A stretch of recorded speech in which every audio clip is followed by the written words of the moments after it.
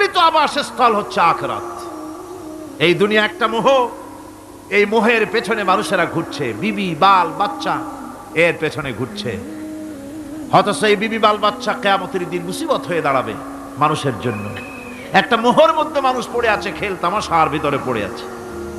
আল্লাহ পাক বলছেন, কুল মাতাউদ দুনিয়া কালিলুন ওয়াল আখিরাতু খায়রুল লিমান ইত্তাকা।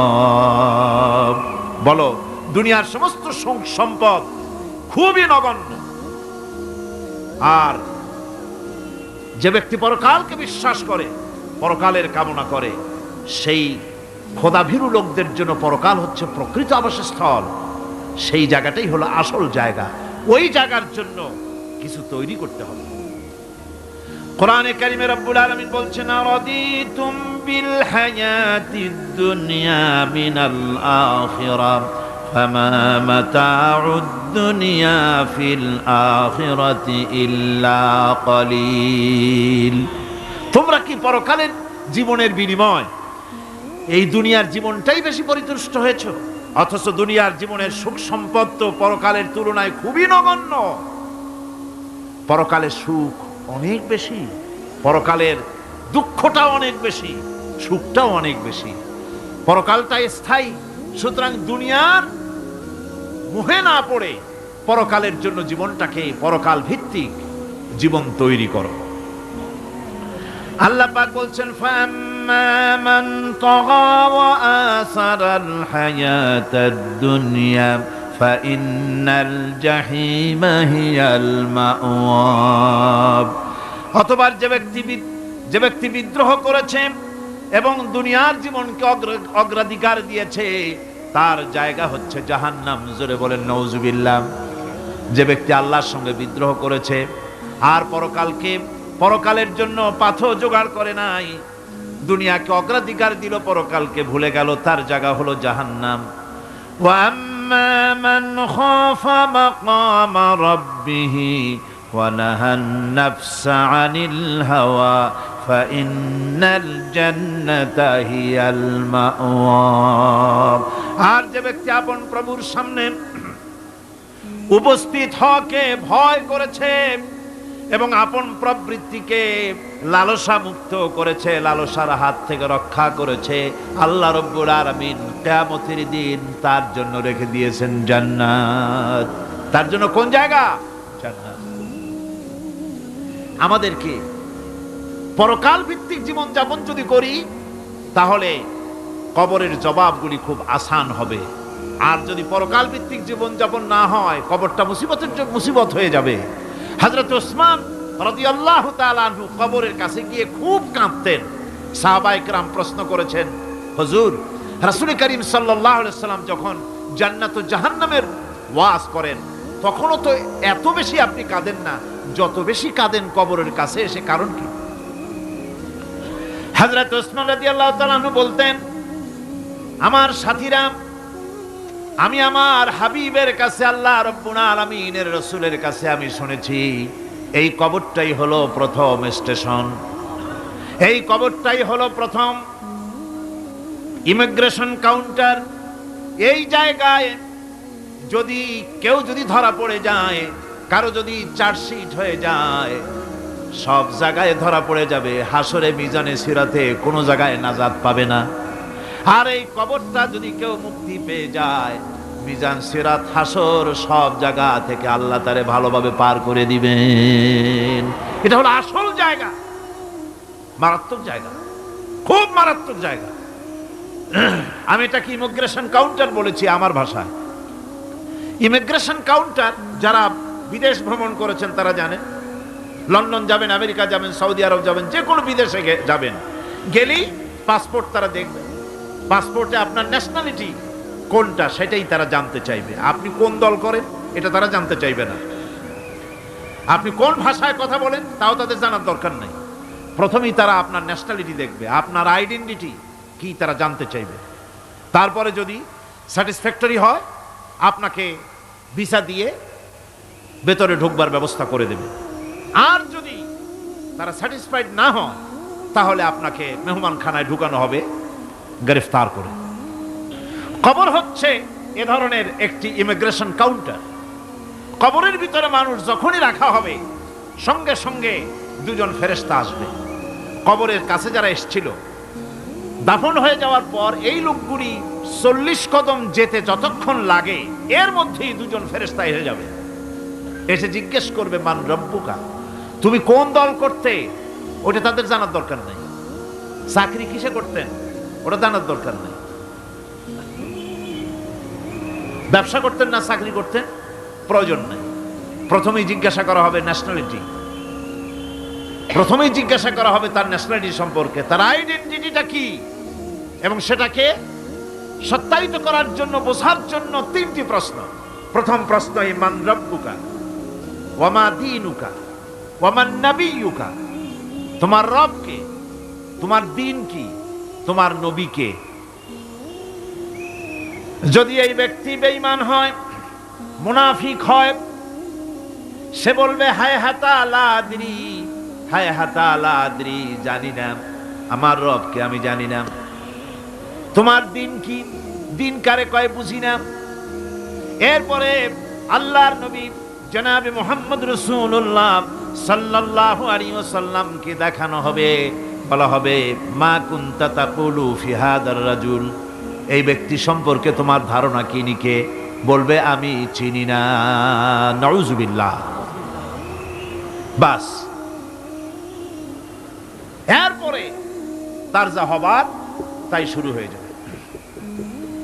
আর যদি বান্দাটা মুমিন হয়, প্রশ্ন করা হবে মান রব্বুকা, জবাব দেবে রব্বি আল্লাহ, আমার রব আল্লাহ রাব্বুল আলামিন। ওয়া মা দীনুকা, দীনুনা ইসলাম, আমার দিন হচ্ছে ইসলাম। এরপরে আল্লাহর নবীকে দেখানো হবে। কয়েক রকমের বর্ণনা আছে, কোন বর্ণনায় আছে হুজুরের আকারে দেখানো হবে, অথবা রাসূলকে সরাসরি দেখানো হবে।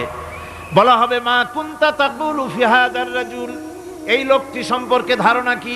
মুমিন ব্যক্তি বলবে হাদা নবিয়ুনা মুহাম্মাদুর রাসূলুল্লাহ সাল্লাল্লাহু আলাইহি ওয়াসাল্লাম, ইনি আমার তো সেই নবী মুহাম্মাদুর রাসূলুল্লাহ সাল্লাল্লাহু আলাইহি ওয়াসাল্লাম। আমরা যেন এই রকমের জবাব দিতে পারি, আল্লাহ কবুল করো। সকলে জোরে কোন আমিন।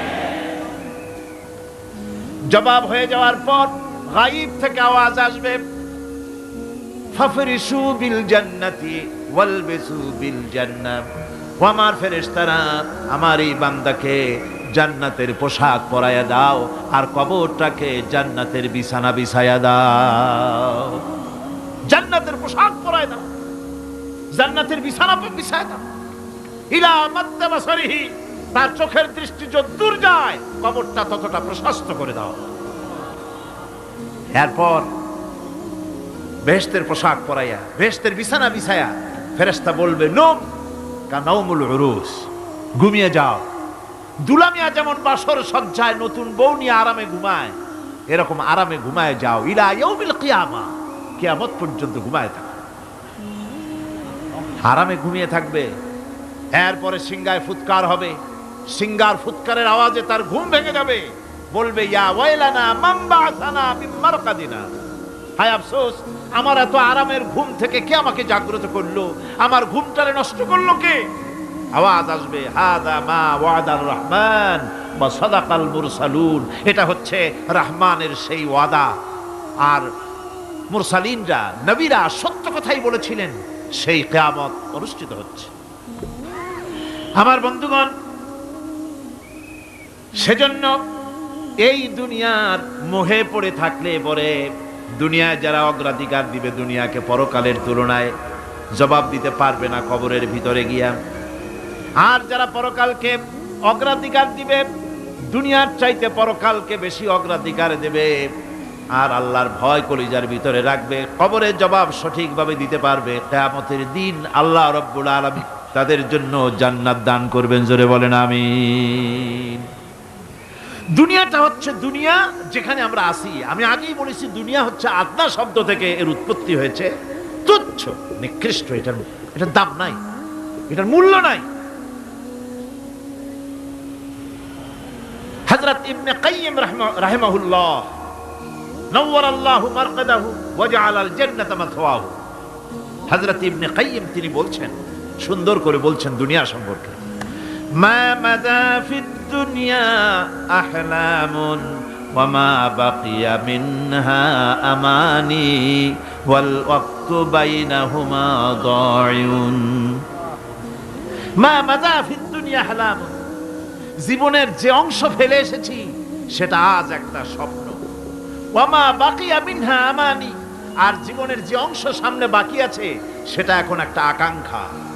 ওয়াল ওয়াক্তু বাইনাহুমা দায়ুন, আর এর মাঝখান থেকে সময় সব চলে যাচ্ছে।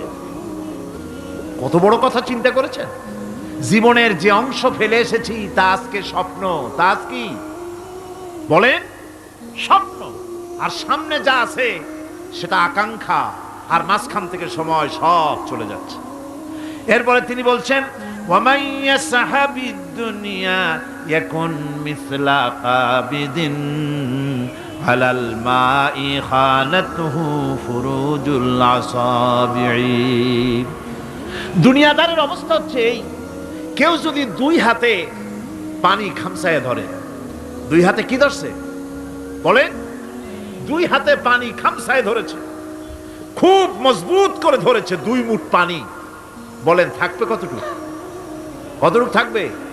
1 ফোঁটাও থাকবে না, কারণ তার আঙ্গুলের ফাঁক তার সাথে খেয়ানত করবে, আঙ্গুলের ফাঁক দিয়া পানিগুলি সব বেরিয়ে চলে যাবে।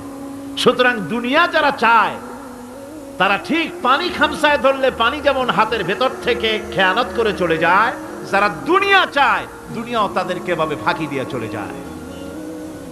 তবুও দুনিয়ার মায়া মানুষের এত বেশি। আল্লাহর নবী বলেন, লাউ কানা লি ইবনি আদামা ওয়াদিন মিন যাহাবিন লাহাব্বা ইয়াকুনা লাহু সানিন। এই পৃথিবীতে যদি কাউকে একটা মাঠ ভরে যদি সোনা দেওয়া যায়, লোকটা বলবে রব্বুল আলামিন, আমি যদি আরেকটা মাঠ এরকম সোনা ভরা পেতাম। দ্বিতীয় আরেকটা মাঠ দেওয়া হলে আবার বলবে যদি তৃতীয় আরেকটা মাঠ সোনা ভরে যদি পেতাম। নবীজি বলেন, ওয়ালা ইয়ামলাউ জাওফু ইবনু আদামা ইল্লা তুরাব। মানুষের পেট 3.5 হাত মাটি ছাড়া, কবরের মাটি ছাড়া মানুষের পেট ভরবে না। আরো চাই, আরো চাই, চাওয়ার কোনো শেষ নাই। মানুষ এভাবে করে দুনিয়ার মহব্বতে এমনি পাগল হয়ে যায়, শুধু দুনিয়ার মহব্বত, পরকালকে বেমালুম ভুলে যায়। আমি কিন্তু এই কথা বুঝাতে চাই নাই যে পরকালের মহব্বতে, পরকালের ভয়তে বা পরকালের জন্য দুনিয়া আপনি বাজার ঘাট, বেচা কিনা, ব্যবসা বাণিজ্য সবকিছু ভুলে যান, না তা নয়। ভুল বোঝার কোনো কারণ নাই। পরকালকে অগ্রাধিকার দিতে হবে, মানে দুনিয়াটা চিরস্থায়ী জায়গা নয়। চিরস্থায়ী হচ্ছে কোনটা? আখিরাত। চিল্লা এখন কোনটা? সুতরাং এখানে যা করতে হবে, আখিরাতে জবাবদিহিমূলক জীবন যাপন করতে হবে। আপনি ব্যবসা করবেন, ওজনে কম দিতে পারবেন না। আপনি খাদ্যে ভেজাল দিতে পারবেন না, চুরি করতে পারবেন না, ডাকাতি করতে পারবেন না, জেনা করতে পারবেন না, বদমাশি করতে পারবেন না, মদ খেতে পারবেন না, সন্ত্রাসী হতে পারবেন না, হাইজ্যাকার হতে পারবেন না, চাঁদাবাজ হতে পারবেন না, মুনাফাখোর হতে পারবেন না, আপনি চোরা কারবারি হতে পারবেন না, ঘুষখোর হতে পারবেন না, সুদখোর হতে পারবেন না। এই সব কাজ পরকালকে বিশ্বাস করলেই এ সমস্ত কাজ থেকে মানুষ বিরত থাকতে পারে। কথা ঠিক কিনা? এটাই হচ্ছে পথ। সুতরাং এই পৃথিবী থাকবে না। এটা কি চিরকাল থাকবে? না, এর একটা পরিসমাপ্তি ঘটবে। যেমন করে সারা বছর লেখাপড়া করার পর কলেজে, বিশ্ববিদ্যালয়, মাদ্রাসায়, হাই স্কুলে, সব জায়গায় সারা বছর লেখাপড়া করার পর যেমন পরীক্ষা দেওয়ার একটা দিন আসে, সারা বছর ব্যবসা করার পর হিসাব নিকাশ করার যেমন একটা সময় আসে, সারা মাস চাকরি করার পর বেতন পাওয়ার যেমন একটা দিন আসে, সারা জীবন চাকরি করার পর পেনশন পাওয়ার যেমন একটা সময় আসে, অনুরূপভাবে এই দুনিয়া যেদিন শেষ হয়ে যাবে, আল্লাহ নির্ধারিত সময় শেষ হয়ে যাওয়ার পর একটা সময় আসবে যখন আল্লাহ রব্বুল আলামিন সব শেষ করে দিবেন, লন্ডভন্ড হয়ে যাবে, কিছুই থাকবে না। কোরআনে কারিমে আল্লাহ সব বলেছেন, কোরআনে সব আল্লাহ বলে দিয়েছেন।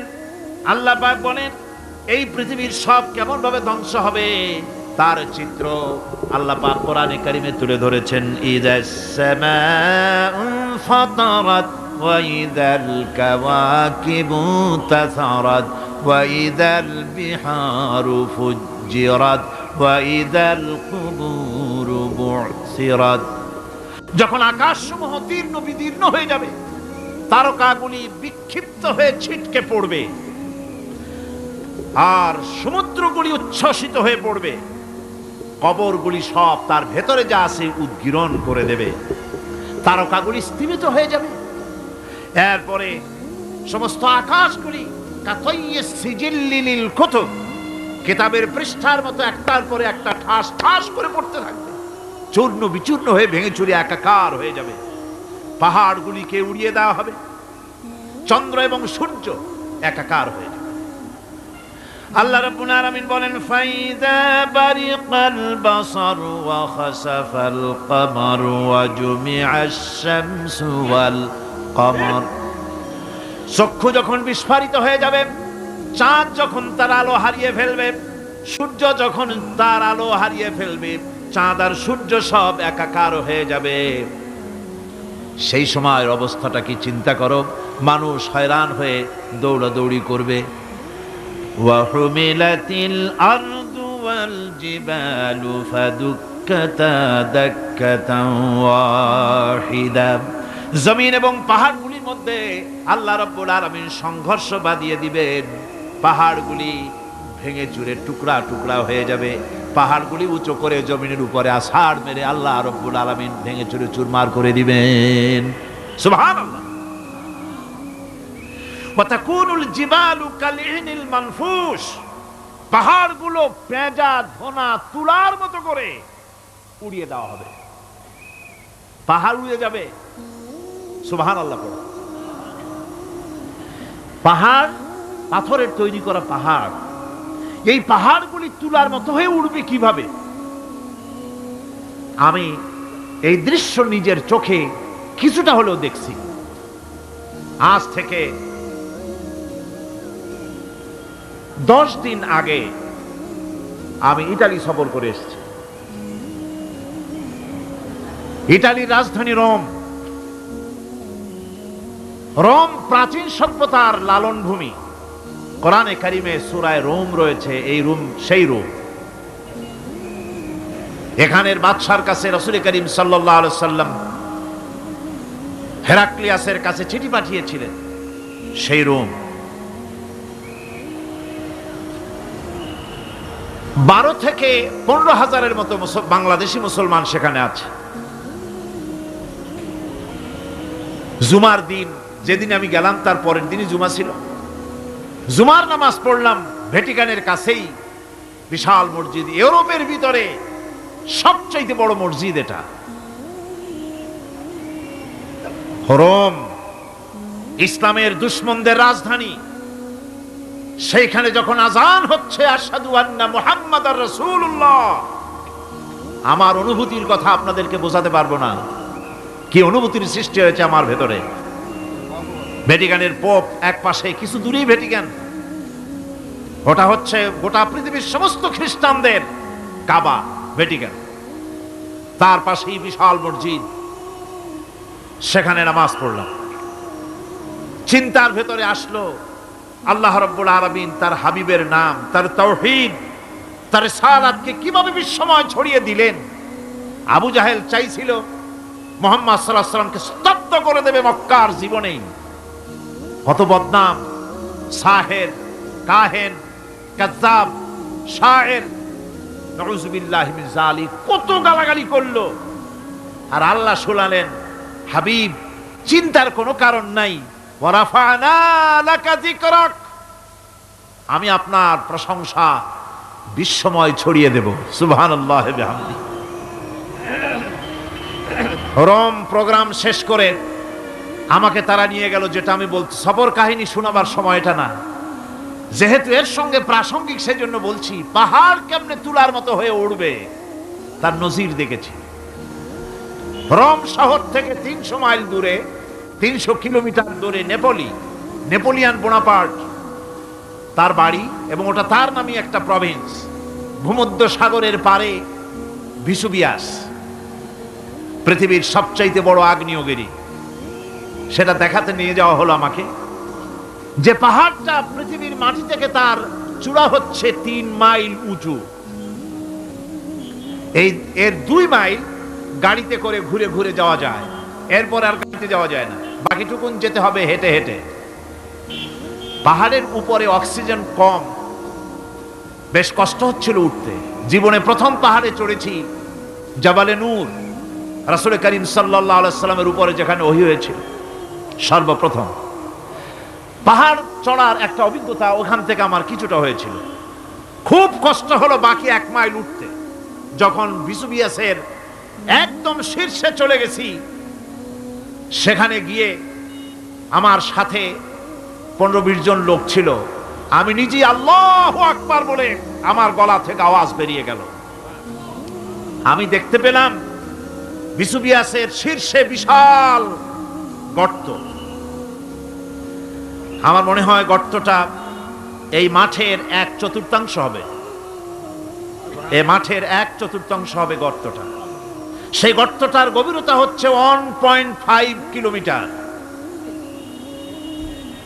এইখান থেকে পাথরগুলি উত্থিত হয়েছে, আগ্নেয়গিরি পাথর আগুনে গলে লাভা হয়ে এগুলি পাহাড় বেয়ে উপচে পড়েছে, চতুর্দিকে 12 মাইল ছড়িয়ে গিয়েছে। আমার মনে পড়ল ওয়াকুদুহান নাস ওয়াল হিজারা, জাহান্নামের আগুনের ইন্ধন হবে মানুষ আর পাথর। আমি সেখানে সেজদায় পড়ে গিয়া কান্নাম আর বললাম, আল্লাহ জাহান্নামের আগুন হারাম করে দিও আমাদের জন্য। পাথর কিভাবে গললো, গলে পাথরগুলি গলে পুড়ে চতুর্দিকে পড়েছে আর ছিটকেছে, চতুর্দিকে ছিটকে পড়েছে। সেই পাথরগুলি ছিটকে ছিটকে যেগুলি পুড়ে পড়েছে সেগুলিকে দূরে সাদা রঙের বলে মনে হয়, কোনোটা সাদা কোনোটা কালো, মনে হয় যেন তুলার মতো হয়ে পড়ে আছে চতুর্দিকে। 1944 সনে তৃতীয়বারের মতো ভিসুবিয়াস যে অগ্নিগিরি, যে অগ্নি উৎপাত করে, তাতে আশেপাশের 12 মাইল এলাকা এফেক্টেড হয়ে যায়। পাথরগুলি গলে এভাবে বিধ্বস্ত করে দিয়েছে। এখান থেকে এখানে জোহরের নামাজ, আসরের নামাজ আমরা পড়লাম, আল্লাহর কাছে খুব দোয়া করলাম। এখনো ধোঁয়া উঠতেছে, এখনো পাহাড়ের ফাটল দিয়ে ধোঁয়া উঠছে। একজন হাত দিয়ে আমাকে বলল যে খুব গরম লাগে ধোঁয়াগুলি। ওখানকার লোকেরা বলল যে ভেতরে এখনো আগুন আছে, তবে সুপ্ত, যে কোনো মুহূর্তে আবার তা জাগ্রত হতে পারে। আমরা সেখান থেকে নেমে এলাম। একটু কিছু দূর গিয়েই সেখানে হলো পম্পেই শহর। এই পম্পেই শহরটা হচ্ছে ঈসা আলাইহিস সালামের জন্মের 2000 বছর আগে এই শহর তৈরি হয়। ঈসা আলাইহিস সালামের জন্মের 179 বছর পর ভূমিকম্প হয়। সেই ভূমিকম্পে গোটা পম্পেই শহরটা পৃথিবীর মানুষের চোখের আড়াল হয়ে যায়, ধ্বংস হয়ে যায়, মাটির তলায় গরক হয়ে যায়। আজ থেকে 200 বছর আগে মাটি খনন করতে গিয়ে এই শহর আবিষ্কৃত হয়। পুরা শহরটা খুঁড়ে তারা বের করেছে। 180 হেক্টর জমিনের উপরে এই বিশাল শহর। ঘুরে ঘুরে দেখলাম, গাড়ি চলে না সেখানে, পায়ে হেঁটে দেখতে হলো। প্রশস্ত রাস্তা। আজ থেকে 4000 বছর আগের মানুষেরা রাস্তা বানাতে জানতো পাথর দিয়ে, এবং রাস্তার দুধারে তাদের ছিল ফুটপাত, পানির ব্যবস্থা, নগরায়নের সব রকমের সুযোগ সুবিধা। তারপরে সেখানে বিচারালয়, এরপরে দোকানপাট, বাজারঘাট, সবকিছুর ব্যবস্থা রয়েছে। বিশাল বিশাল পাথরগুলি দিয়ে পিলার তৈরি করা। ভাবলাম এই পিলারগুলি, এই পাথরগুলি তারা কিভাবে ক্রেন ছাড়া এত উপরে উঠালো কি করে, আমার মাথায় আসলো না। পাথর কেটে কেটে সুন্দর সুন্দর অঙ্কন শিল্প তারা করেছে। এরপরে ঘুরতে ঘুরতে বাদশার রাজার বাড়িতে গিয়ে ঢুকলাম। সেখানে গিয়ে দেখলাম উলঙ্গ এত মূর্তি পাথরের তৈরি করা। পাথর কেটে কেটে দেওয়ালে যৌন মিলনের এমন কোন অশ্লীল ছবি নাই যা তারা সেখানে তৈরি করে নাই। উলঙ্গ মূর্তি আর উলঙ্গ যৌন মিলনের অসংখ্য ছবি দিয়ে এই এলাকা ভরা। তখন আমি বুঝলাম আল্লাহর গজব হওয়ার কারণটা কি, এই শহরটা মাটির নিচে গরক হয়ে যাওয়ার কারণটা কি। আল্লাহ পাক জেনা ব্যভিচার যে দেশে বেশি হয় আল্লাহ পাক বরদাস্ত করেন না, দুশ্চরিত্র যে দেশের মানুষ দুশ্চরিত্র হয়ে যায়, জেনা ব্যভিচার বেশি হতে থাকে, আল্লাহ হরক করে দেন, গজব দেন। এই গজব এক এক সময় এক এক রকমের হয়ে আসে। কখনো মাটির নিচে দাবায় দেন, কখনো মহামারী, কোনো দেশে কলেরা, কোনো দেশে জলোচ্ছ্বাস, কোথাও ভূমিকম্প, আর সর্বশেষ এই জেনা ব্যভিচারের জন্য আল্লাহ পাকের চূড়ান্ত, এই যৌনতার অশ্লীলতার জন্য চূড়ান্ত গজব বর্তমান বিশ্বের জন্য এইডস। আল্লাহ পাক এই গজব দিয়েছেন। বন্ধুগণ, আমি সেই জায়গা, আমি সেখানে যা দেখলাম যে আল্লাহ পাক পাহাড়গুলিকে কিভাবে উড়াবেন, এটা অস্বীকার করার কোনো উপায় নাই।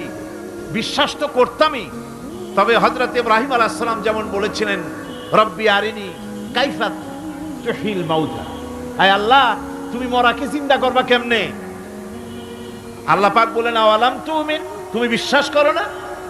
ইব্রাহিম আলাইহিস সালাম বললেন, বালা, অবশ্যই বিশ্বাস করি, ওয়ালাকিন লিয়াতমাইন্না কলবি, যদি চোখে দেখতাম তাহলে আমার অন্তরাত্মা খুব ঠান্ডা হতো। আল্লাহ রাব্বুল আলামিন চোখে দেখায় দিলেন জিন্দা কেমনে মুর্দা হবে, মুর্দা কেমনে জিন্দা হবে, আল্লাহ দেখায় দিলেন। পাহাড় উড়ায় দিবেন আল্লাহ রাব্বুল আলামিন। একথা কলিজার মধ্যে এটার উপর ঈমান, বিশ্বাস, কিন্তু আল্লাহ চোখে দেখাইছেন, ঈমান আরো মজবুত হয়েছে, যা ছিল আরো মজবুত হয়েছে। সুবহানাল্লাহ। আল্লাহর ভয়তে কলিজা কেঁপেছে। আমি পাহাড়ের উপরে কেঁদেছি, যার যার হয়ে কেঁদেছি। বন্ধুগণ, আল্লাহ সুবহানাহু ওয়া তাআলা এই জন্য বলেছেন, কুল সিরু ফিল আরদ, আমার জমিন ঘোরো, ভালো করে দেখো, কাইফা কানা আকিবাতুল মুকাজ্জিবিন, মহাসত্যকে যারা অস্বীকার করেছে তাদের পরিণতি আমি কি করে দিয়েছি, এগুলি চোখে ভালো করে তাকায় দেখো। আমার বন্ধুগণ, সুতরাং এই পৃথিবীর অবসান হবে, এই পৃথিবী ধ্বংস হবে, এই পৃথিবী চূড়ান্তভাবে শেষ হয়ে যাবে। ও হ্যাঁ, আরেকটি কথা বলতে হয়, সেটা হচ্ছে যে এই রোম থেকে আরেকটু দূরে 900 মাইল দূরে হচ্ছে সিসিলি।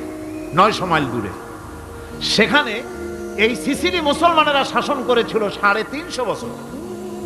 সেই সিসিলিতে রয়েছে 360টা মসজিদ মুসলমানদের করা। সমস্ত মসজিদগুলি আজ তালা বন্ধ, একটা মসজিদও খোলা নাই। সেখানকার মুসলমানেরা ওয়াজ শুনতে এসেছিল রোমে। আমি তাদের জন্য পরামর্শ দিয়েছি যে গভর্নমেন্টের কাছে তোমরা দাবি জানাও যে অন্তত একটা মসজিদের দরজা আমাদের জন্য খুলে দাও। রোমের অবস্থানরত প্রবাসী বাংলাদেশি মুসলমানেরা আমাকে বলেছে, তাদের অনেকের বাড়ি চট্টগ্রামেও আছে, আমাকে বলেছে তাদের চোখে পানি আসছে বলার সময় যে চিরমের তাফসীর মাহফিল যখন আসে কলজাটা কাঁদতে থাকে যাওয়ার জন্য। তো যাওয়া তো সম্ভব না এত দূর থেকে, আমাদের সালাম বলে দিবেন যত লোক আসবে, আর আমাদের জন্য দোয়া করতে বলবেন যেন এই রোমের ভিতরে আমরা ইসলামের আদর্শের ভিত্তিতে আমরা যেন চলতে পারি। আপনারা দোয়া করুন তাদের জন্য। ভাইরা আমার, এই পৃথিবী একদিন পরিসমাপ্তি ঘটবে এবং আল্লাহর দরবারে আমাদেরকে উঠতে হবে এবং সেখানে আমাদের বিচার হবে। সেখানে আমাদের কি হবে? বিচার হবে।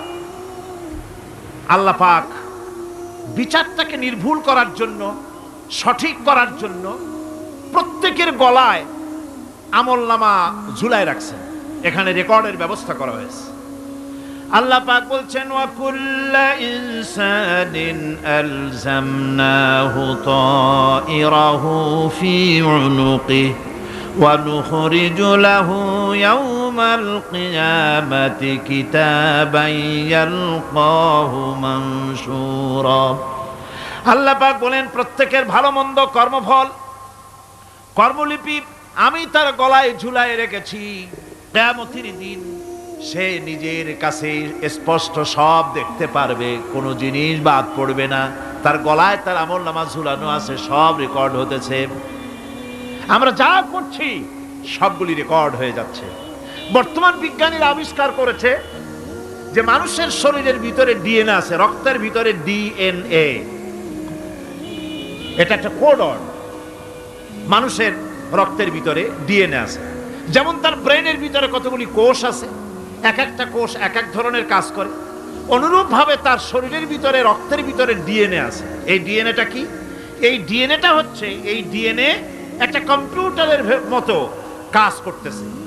লোকটা কি করবে, কোথায় যাবে, সে ভালো হবে মন্দ হবে কি হবে, সব তার ডিএনএর মধ্যে রেকর্ডকৃত আছে। এটা বোঝার জন্য একটা সুন্দর দৃষ্টান্ত দেওয়া যায়। যেমন এই কাগজটাকে আপনারা মনে করুন একটা গাড়ির ব্লুপ্রিন্ট, একটা গাড়ির ব্লুপ্রিন্ট। এখানে লেখা আছে গাড়ি কিভাবে তৈরি হবে। এই কাগজটা নিয়ে ঘরের মধ্যে রেখে দিলেন। এখন এই কাগজটা থেকেই অটোমেটিক গাড়ির উইন্ডো তৈরি হলো, শিল তৈরি হলো, গাড়ির বডি তৈরি হলো, চেসিস তৈরি হলো, টায়ার তৈরি হলো, ইঞ্জিন তৈরি হলো, ব্যাটারি তৈরি হলো, পেট্রোল নিল, আর কোনো রকমের ড্রাইভার ছাড়াই গাড়ি চলতে আরম্ভ করলো। এই কথাটা যদি মনের মাথার মধ্যে আনতে পারেন যে এটা কিভাবে হইতে পারে, এতে লেখা অনুযায়ী যেভাবে হওয়া যদি সম্ভব হয়, অনুরূপভাবে মানুষের রক্তের ভিতরে ডিএনএ এরা আবিষ্কার করেছে। এর ভিতরে মানুষের ভালো মন্দ, কোথায় যাবে, কি করবে, সব কিছু এর মধ্যে রয়েছে। কোরআনে কারিমে আল্লাহ রাব্বুল আলামিন, আমি গত বছরও বলছিলাম যে বিজ্ঞানের আবিষ্কার যত বাড়বে, কোরআন বোঝা মানুষের জন্য তত সহজ হবে। কোন সুবহানাল্লাহ। কোরআন বোঝা মানুষের জন্য তত সহজ হবে। সুতরাং মানুষের গলার সাথে আল্লাহ পাক বলছেন যে একটা আমলনামা আমি ঝুলাই দিয়েছি তার গলার সাথে, সে যা করতেছে ওখানে সব লিপিবদ্ধ হচ্ছে, কম্পিউটারাইজড, কম্পিউটারের মতো এগুলি সব গ্রহণ করতেছে। এগুলি কিয়ামতের দিন তার সামনে হাজির করা হবে। কিয়ামতে যখন আমলনামা তার সামনে দিয়ে বলা হবে, ইকরা কিতাবাকা কাফা বিনাফসিকাল ইয়াওমা আলাইকা হাসিবা, তাকে বলা হবে নিজের কর্মলিপি নিজেই পড়ো, আজ তুমি তোমার নিজের হিসাব নিতে যথেষ্ট। বন্ধুগণ, এই মাহফিলে যত লোক আমরা বসে আছি, আমরা আমাদের হিসাব নিতে যথেষ্ট না আরেকজন লাগবে? কোন আমরা যথেষ্ট কি না? কথা বোঝেন নাই। আমি বলতে চাইছি এটা, আমরা যদি এখন চোখ বুঝে চিন্তা করি যে পিছনের জীবনে কি করেছি, মনে পড়বে নাকি পড়বে না? বলেন সবাই, পড়বে কি পড়বে না? ছোটবেলায় কবে পায়ের নিচে কাটা ফুটেছিল, কবে কোথায় আছাড় খেয়েছিলেন, কবে কার বেল, তাল, আম, কাঁচা আম চুরি করে খেতে গিয়ে কিল খেয়েছিলেন, তাড়া খেয়েছিলেন, তাকে এখন মনে নাই? আছে। তাহলে কিল, ওই তাল বেল চুরি করতে গিয়ে যে কিলটা খাইছিলেন সেটাও মনে আছে, ভালো মন্দ সব মনে আছে। তাহলে কোন হোটেলের রুমে কি করছিলেন, কোন স্কুলে কোন কলেজে কি করছিলেন, তারপরে জীবনে ছোট বড় ঘটনাগুলি সব বুঝতে মনে পড়বে না? এবার হিসাব করেন, মনে যদি পড়ে এবার হিসাব করেন আপনি জান্নাতি না জাহান্নামী। আপনি আপনার নিজের হিসাব নেওয়ার জন্য যথেষ্ট। তাকে হিসাব করতে বলা হবে, তোমার হিসাব, তোমার নিজের হিসাব নেওয়ার জন্য তুমি যথেষ্ট, তোমার হিসাব তুমি নিজেই করো, এটা পড়ো। আর সেই কিয়ামতের দিন কোনো সাহায্যকারী মিলবে না। লান তানফাকুম আরহামুকুম ওয়ালা আওলাদুকুম ইয়াউমাল কিয়ামাহ। লান তানফাকুম, কিয়ামতের দিন কোনো ফায়দা হবে না, অবশ্যই কোনো ফায়দা হবে না, কোনো উপকারে আসবে না। কিয়ামতের দিন তোমার সন্তান, তোমার স্ত্রী, তোমার মাল, তোমার সম্পদ কোনো উপকারে আসবে না। কিয়ামতের ময়দানে সেদিন সব তোমার সাথে বিচ্ছেদ করবে, সব পালায় যাবে। সেখানে উৎকোষেরও কোনো কারবার নাই যে ঘুষ টুস দিয়া, ফেরেশতাদের কোনো রকম বুঝবাজ দিয়া, আলাদা কোনো চোরাগলি পথ দিয়া একেবারে ফুট করে ভেসতে চলে যাবেন, এমন কোনো সুযোগ নাই। অনেকে বলে, হুজুর এমন কিছু দোয়া শিখায় দেন যাতে ওই সব জেহাদ, বোমা এগুলি খুব ভয় পাই, ওসব রাস্তা টাস্তা না, খুব সহজে কিছু দোয়া দুরুদ করিয়া আস্তে করে জান্নাতে চলে যাওয়া যায়, এরকম একটা দোয়া, এরকম একটা পথ বলে দেন। আমি বলি, ভাই এরকমের কোন চোরাগলি আমার রাসূল আবিষ্কার করতে পারেন নাই, আল্লাহর পয়গম্বরের ওই ধরনের কোন পথ আবিষ্কার করতে পারেন নাই। সেখানে কিয়ামতের দিন কাউকে উৎকোষ গ্রহণ করার কেউ নাই, উৎকোষ দেওয়া যাবে না। আর উৎকোষ দিবি না কি, আপনার কাছে কিছু নাইও, থাকলেও নেওয়ার কেউ নাই। এই দুনিয়ায় ফাঁকিবাজি করে বহুত কিছু করা যায়, কিন্তু কিয়ামতের মাঠে এগুলি কিছুই চলবে না। আল-ইয়াওমা লা ইয়ানফা'ু মালুন ওয়ালা বানুন, কিয়ামতের দিন ধন, সন্তান, সন্ততি আর সম্পদ কোনো কাজে লাগবে না। সেদিন শুধু আমল যদি ভালো হয় কাজে লাগবে, আমল খারাপ হবে সব শেষ হয়ে যাবে। আল্লাহ রাব্বুল আলামিন নবীজিকে ডেকে বলেছেন, নবী আপনি বলেন, কুল মা কুনতু বিদআম মিনার রাসূল। আপনি বলুন আমি কোন নতুন রাসূল নই, আমার আগে অনেক নবী রাসূল পৃথিবীতে এসেছেন, তারা বিদায় হয়ে গেছেন। আমি জানি না কিয়ামতের দিন আল্লাহ রাব্বুল আলামিন আমার সাথে কি ব্যবহার করবেন, আর আমি এও জানি না যে কিয়ামতের দিন আল্লাহ পাক তোমাদের সাথে কি ব্যবহার করবেন।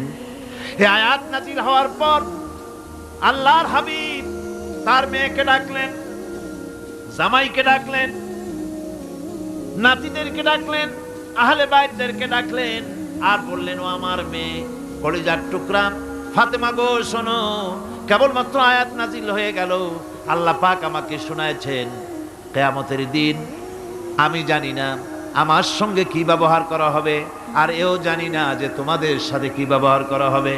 ও আমার কলিজার টুকরা মেয়ে ফাতেমা, কিয়ামতের দিন মুহাম্মদ সাল্লাল্লাহু আলাইহি সাল্লামের মেয়ে এই হিসাবে তোমার নাজাতের ফয়সালা হবে না। ও আমার কলিজার টুকরা নাতি হাসান আর হোসেন, কিয়ামতের দিন মুহাম্মদ সাল্লাল্লাহু আলাইহি সাল্লামের নাতি হিসাবে ফয়সালা হবে না। ও আমার জামাই হযরতে আলী, কিয়ামতের দিন আমার জামাই হিসাবে নাজাতের ফয়সালা হবে না। আমল যদি ভালো হয় ফয়সালা ভালো হবে, জান্নাতে চলে যাবে। আমল যদি খারাপ হয় কার নাতি কার জামাই দেখা হবে না। সুবহানাল্লাহ। কঠিন কিয়ামতের মাঠ। এই পরকালের বিশ্বাস যদি কলিজার মধ্যে ঢোকে মানুষ ভালো হয়ে যাবে। কোন সুবহানাল্লাহ। আপনাদের দৃষ্টিতে পারবে। কথার জবাব যে দিলেন না, পুলিশে কি মানুষের চরিত্র ভালো বানাইতে পারবে? পুলিশের চরিত্র ভালো বানাবে কেটা? সেটাই তো কথা।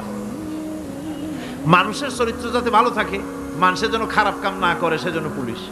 পুলিশ যাতে খারাপ কাম না করে সেজন্য আরো একটা ডিপার্টমেন্ট আছে না? তারা যাতে খারাপ কাজ না করে সেজন্য আর একটা আছে। এন্টি করাপশনের আবার এন্টি করাপশন আছে, তার উপর আবার এন্টি করাপশন আছে। এন্টিটার অভাব নাই।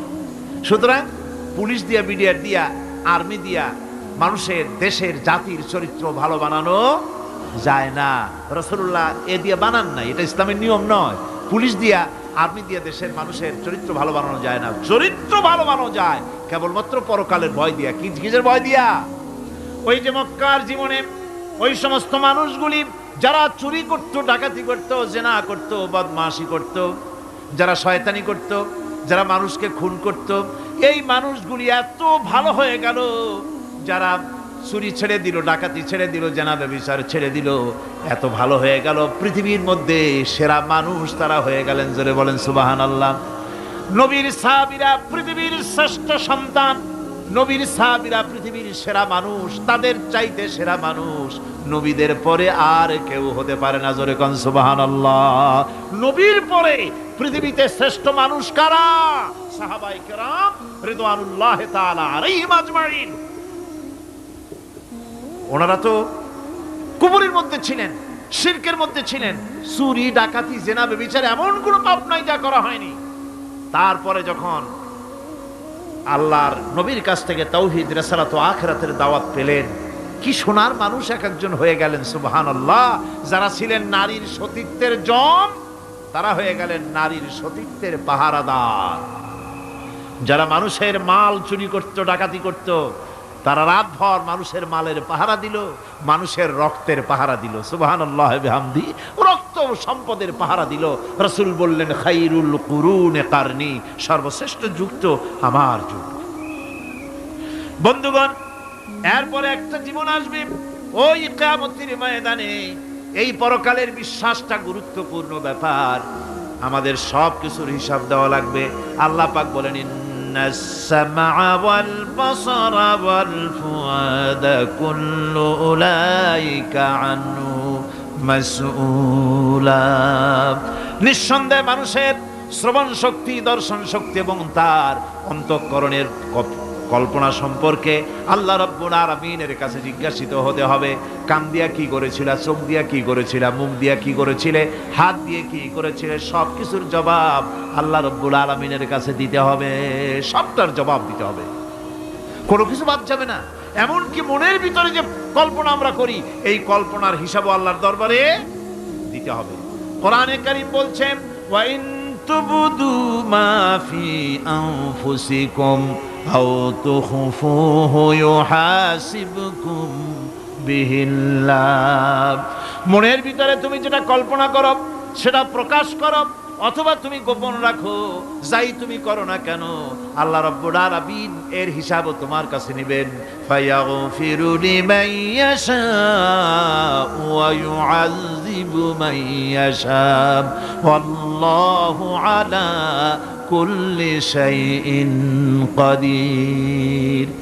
মহান আল্লাহ পাক বলেন, করার পর তোমার মনের ভিতরে কি কল্পনা করেছিলে ওইটার হিসাব আমি নেব। হিসাব নেওয়ার পর যারে খুশি ক্ষমা করে দেব, যাকে খুশি শাস্তি প্রদান করব। সবকিছুর উপরে আল্লাহ রব্বুল আলামিন শক্তিমান, সব তিনি করতে পারেন, সমস্ত কুদরত রয়েছে তার। সুতরাং মানুষদেরকে, আল্লাহর বান্দাদেরকে বিশ্বাস করতে হবে যে আমার কোনো কথা বাদ যাবে না, কথাগুলি রেকর্ড হচ্ছে, কথা রেকর্ড হচ্ছে। আমি যে ওয়াজ করতেছি এই কথাগুলি রেকর্ড হচ্ছে নাকি হচ্ছে না? অনেক টেপ রেকর্ডার রেকর্ড হচ্ছে, অডিও ভিডিও হচ্ছে। আজ থেকে 50 বছর পর যদি এই রেকর্ড বাজানো হয়, আমাকে যদি বলা হয় যে আপনি অমুক জায়গায় অমুক কথা বলেছেন, আমি যদি বলি না আমি কথা বলি নাই, তারপরে যদি রেকর্ড বাজানো হয়,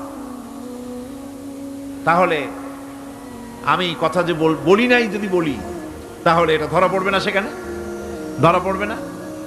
তাহলে এই মানুষের কথা প্লাস্টিকের ফিতায় রেকর্ড করে 50 বছর, 100 বছর, 200 বছর, 500 বছর যদি প্লাস্টিকের ফিতায় এটাকে চলচ্চিত্র করে অথবা টেপ রেকর্ডারে করে যদি ধরে রাখা যায়, এই বুদ্ধিটা কে দিলেন কন্ত দেখি? সবাই কন্যা এই বুদ্ধিটা দিলেন কে? যে আল্লাহ রাব্বুল আলামিন মানুষের মাথায় বুদ্ধি দিলেন, যার দ্বারা সে মানুষের কথাবার্তা অ্যাক্টিভিটি সব ধরে রাখতে পারে।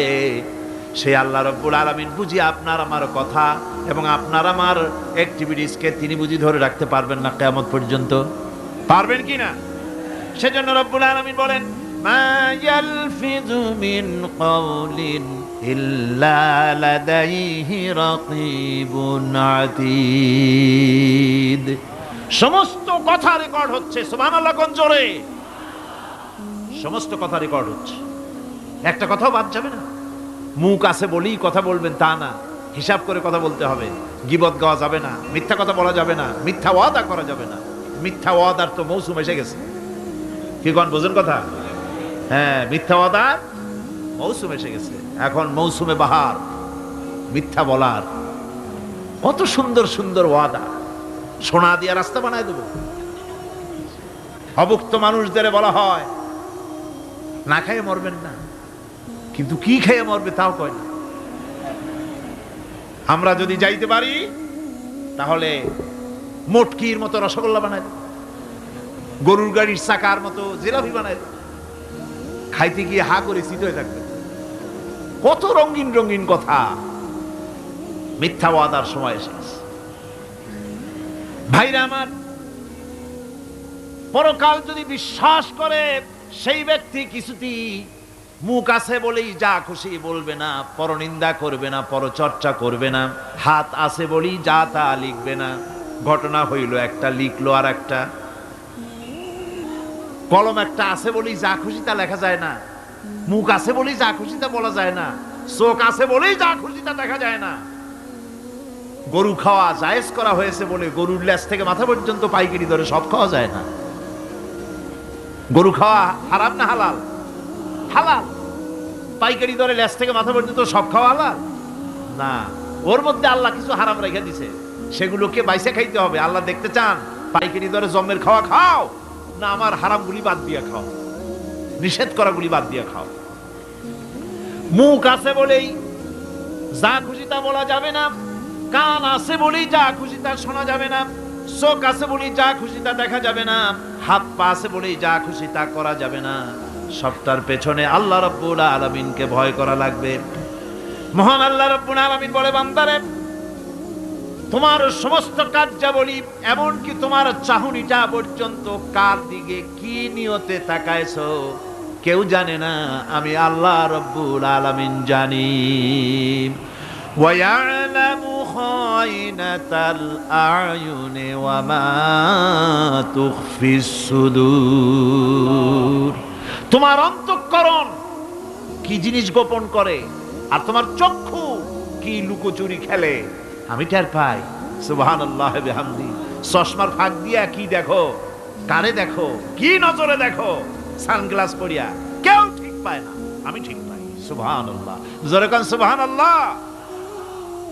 সুতরাং চোখের নজরের হিসাব হবে, হাতের কাজের হিসাব হবে, পায়ের চলার হিসাব হবে, আপনার বলার হিসাব হবে, মুখে যা বলেছেন, যা করেছেন, হাত পাও দিয়ে যা করেছেন, সবকিছুর হিসাব হবে কিয়ামতের দিন।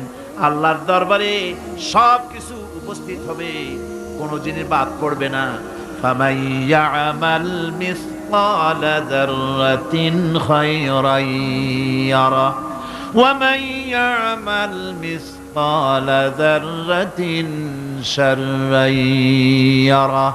ছোট্ট একটা ভালো কাজ যদি করো, তাও হাজির করা হবে সামান্যতম ভালো কামও তোমার বাদ পড়বে না।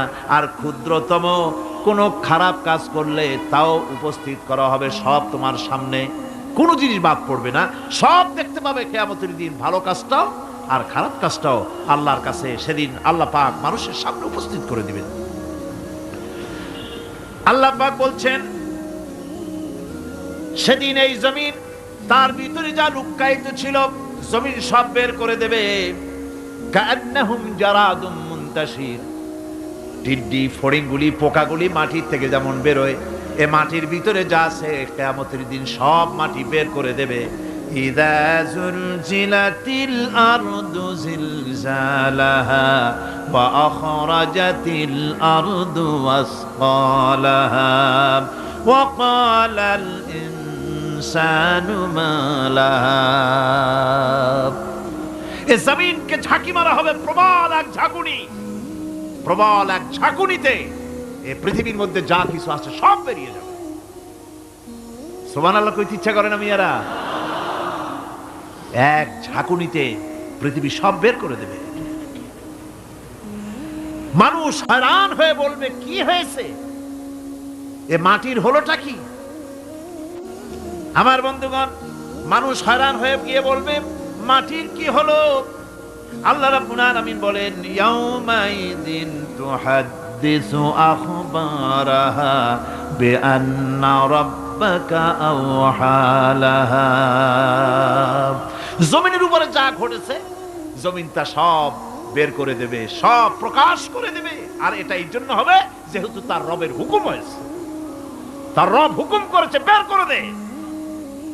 জমিনের ভিতরে আছে যা সব বেরিয়ে যাবে, আকাশ ভেঙে পড়বে, পাহাড় উড়ে যাবে, জমিনের ভিতরে যা আছে সব উপরে চলে আসবে, পৃথিবীতে সব শেষ, কিচ্ছু নাই, আকাশ নাই, পাহাড় নাই, সমুদ্র নাই, সব একাকার, চন্দ্র নাই, সূর্য নাই, তারকা নাই, গ্যালাক্সি নাই, মহাশূন্য নাই, সব শেষ। আল্লাহ রাব্বুল আলামিন সমস্ত ফেরেশতাদেরকে শেষ করে দিবেন, সকলের মওত হয়ে যাবে, কেউ আর থাকবে না। এমনকি হযরতে আজরাইল মালাকুল মউত তিনিও থাকবেন না, সব আল্লাহ রাব্বুল আলামিন মৃত্যু করে দিবেন। এরপরে আল্লাহ রাব্বুল আলামিন একা তিনি বলবেন, ইয়া দুনিয়া, ইয়া দুনিয়া আইনা আনহারুকি। এ পৃথিবী, তোর সেই সমুদ্রগুলি কোথায়, নদীগুলি কোথায়? ইয়া দুনিয়া আইনা আশজারুকি। হে দুনিয়া, তোমার গাছগুলি কোথায়? এত বন বনানি, এত গাছ ছিল। ইয়া দুনিয়া আইনা জিবালুকি। হে পৃথিবী, তোর জমিনে যত পাহাড় ছিল, পাহাড়গুলি কই? যত স্বৈরাচার ছিল জমিনের উপরে, যারা স্বৈরাচারী মনোবৃত্তি নিয়ে মানুষ ধ্বংস করেছে, দেশ ধ্বংস করেছে, মায়ের বুক খালি করেছে, ওই স্বৈরাচারগুলি কই?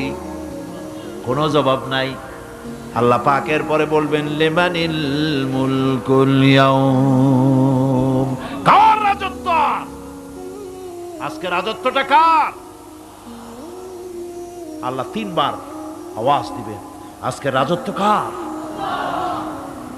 আল্লাহ পাক যখন তিনবার করে ডাক দিবেন, কোনো জবাব নাই, কোনো জবাব নাই। কে জবাব দেবে? আল্লাহ রাব্বুল আলামিনের সামনে কার ক্ষমতা আছে কথা বলার? কেউ তো নাই, সব শেষ। আল্লাহ পাক বলবেন লিল্লাহিল ওয়াহিদুল কাহ্হার, একমাত্র পরাক্রমশালী আল্লাহ রাব্বুল আলামিনের রাজত্ব আজ। সেই হাসরের মাঠে আমাদের সকলকে উপস্থিত হয়ে যেতে হবে। কেউ আমরা এখান থেকে বাঁচতে পারবো না, সবাইকে উঠতে হবে। অপরাধীরা সেখানে অসহায় হয়ে যাবে, অপরাধীরা অসহায় হয়ে যাবে। আল্লাহ পাক বলেন ফাইযা জাআতিস সাখাতু ইয়াওমা ইয়াফিরুল মারউ মিন আখিহি ওয়া উম্মিহি ওয়া আবিহি ওয়া সাহিবাতিহি ওয়া বানিহি। অবশেষে যখন কান ফাটানো আওয়াজ আসবে, এই আওয়াজ সেদিন মানুষ নিজের মা বাপ ভাই বোন সব থেকে বিচ্ছিন্ন হয়ে যাবে, সব একের থেকে আরেকজন পালায়ে যাবে, হারায় যাবে, কেউ কাউকে আর খুঁজে পাবে না। সেদিন ওই কিয়ামতের মাঠে বিভীষিকাময় দৃশ্য, মানুষ হয়রান হয়ে যাবে। মাথার এক হাত অথবা অর্ধ মাইল অথবা এক বিগত এতটুকুন উপরে ওই প্রকাণ্ড সূর্যটার তাপ আসবে। গুনাহগারের মাথার চান্দি ফেটে গিয়া মগজগুলি গলে গলে নাক কান দিয়ে বের পড়তে লাগবে। জিহ্বাটা কুকুরের মতো ঝুলে নাভিস্থল পর্যন্ত পড়ে যাবে। মাটিটা সূর্যের উত্তাপে তামার মতো গরম হয়ে যাবে। সারা হাসর জুড়ে আওয়াজ হবে পানি পানি পানি। মানুষেরা হয়রান হয়ে যাবে। সে হাসরের ময়দানে এই চরম কষ্টের ভিতরে আল্লাহ রাব্বুল আলামিন বলেন সেদিন দুটো ভাগ হয়ে যাবে। একদল মানুষের চেহারা আলোয় ঝলমল হয়ে যাবে, আর একদল মানুষের চেহারাগুলি কালো হয়ে যাবে।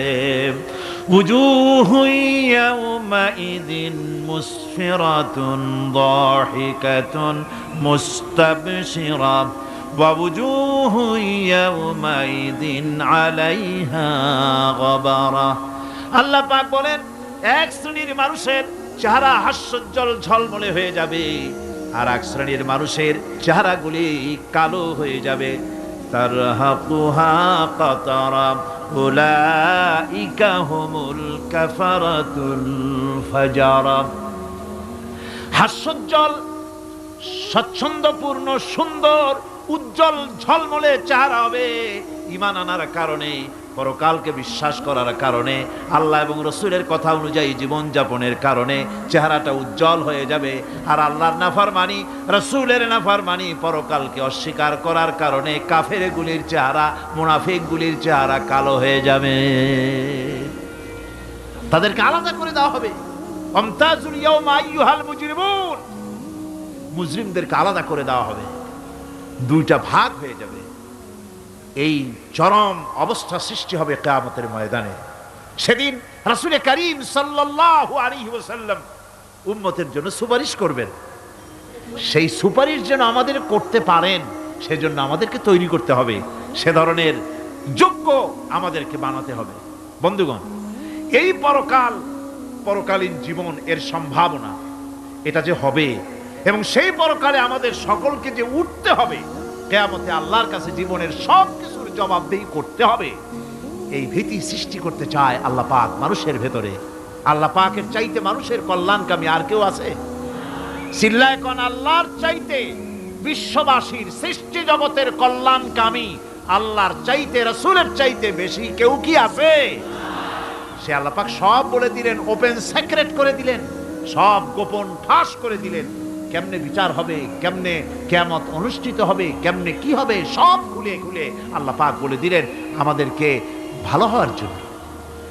কোরআনে কারীম বলছে লাইসাল বিররা আন তুওয়াল্লু বুজুহাকুম কিবালাল মাশরিকি ওয়াল মাগরিব। পূর্ব পশ্চিমে মাথা ঘুরানো, সার নত করা, মাথা ঘুরানো, মুখ ঘুরানো, এটাই কিন্তু সৎ কাজ এবং পুণ্যবান হওয়ার, সৎ কাজ করার, নেককার হওয়ার জন্য যথেষ্ট নয়, বরং ওয়ালাকিন ইন্নাল বিররা মান আমানা বিল্লাহি ওয়াল ইয়াউমিল আখির।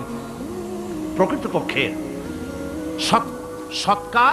সৎকারী মুমিন, ভালো কাজ করা, প্রকৃত মুমিন, সত্যিকারের ভালো মানুষ, সত্যিকারের ইমানদার হওয়ার জন্য 10টি কাজ লাগবে। কয়টি কাজ? 10টি কাজ লাগবে। সেই 10টি কাজের একটি কাজ গত বছর আপনাদের খেদমতে আরজ করা হয়েছে, 2টি বলা হয়েছে, বাকি আজকে বললাম আর একটা, হয়ে গেল 3টা। বাকি আছে কয়টা? 7টা। বাকি আছে আরো 7টা। পরকাল ভিত্তিক জীবনযাপন যদি করতে পারি তাহলে আমরা হব দুনিয়ার শ্রেষ্ঠ মানুষ। কোন আলহামদুলিল্লাহ।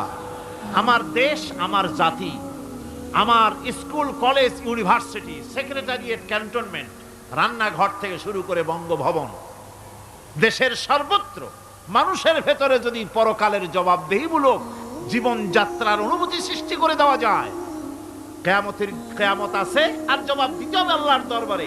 এই পরকালকে এভাবে বিশ্বাস করতে পারলে, ওইভাবে জীবন করতে পারলে দেশ সুখী হবে, সমৃদ্ধশালী হবে, বিপদ দূরীভূত হবে, অন্ধকারের আমানিশা দূর হয়ে গিয়ে পৃথিবীতে আবার সুন্দর সূর্য উদিত হবে। ইসলামের নতুন বার্তা নিয়ে পৃথিবীতে শান্তি আসবে, সুখ আসবে, সমৃদ্ধি আসবে, স্বাধীনতা টিকবে, সার্বভৌমত্ব টিকবে, দেশ এক সুখী সমৃদ্ধশালী সুন্দর দেশে পরিণত হবে। বাংলাদেশ হবে পৃথিবীর একটা আদর্শ দেশে পরিণত হয়ে যাবে যদি এই কথাগুলি আমরা বিশ্বাস করি আর আমল করে চলতে পারি। আল্লাহ পাক যেন সে তৌফিক আমাদের দেন। সকলে বলি আমিন। সকলে কন আমিন। মুনাজাত হবে, দাঁড়ানো ভাইরা বসেন। মুনাজাত হবে, দাঁড়ানো ভাইরা সকলে